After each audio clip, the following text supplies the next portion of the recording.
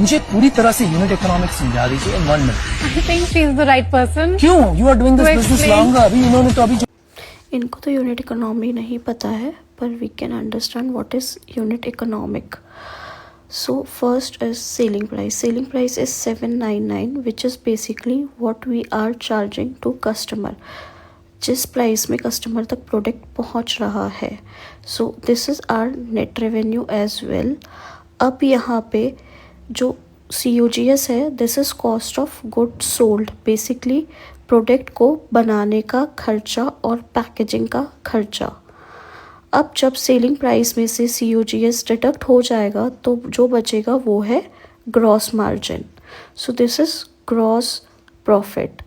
And then there is a cost CAC which is cost to acquire a customer. So कुछ marketing के expenses होंगे जिससे आप कुछ एडवर्टीजमेंट और अदर थिंग्स करोगे टू एक्वायर कस्टमर.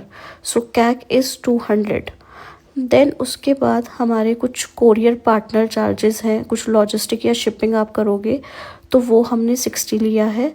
एंड उसके बाद कुछ प्लेटफॉर्म और पेमेंट फीस आपके लगेंगे विच कुड बी लाइक आप जब उसको ऑनलाइन सेल करोगे तो वहाँ पे वो कुछ मार्जिन चार्ज करते हैं आपसे, दैट इज़ 24. एंड देन कुछ आप मार्जिन लेके चलोगे रिटर्न्स एंड रिप्लेसमेंट का, कि कोई रिटर्न या रिप्लेसमेंट आपके पास कुछ आता है तो वो. सो अब जब ये ग्रॉस मार्जिन में से सब डिडक्ट हो जाएगा तो आपके पास बचेगा कंट्रीब्यूशन मार्जिन. और जो नीचे आप देख रहे हो कंट्रीब्यूशन मार्जिन में से आप फिक्स्ड कॉस्ट जब माइनस कर दोगे तो आपके पास आएगा इबिट्टा.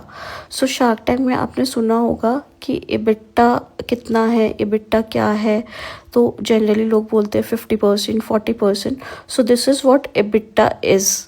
सी माइनस फिक्स कॉस्ट और नीचे जो आप देख रहे हो EBITDA percentage. So here in our case it is 30.79%. So this is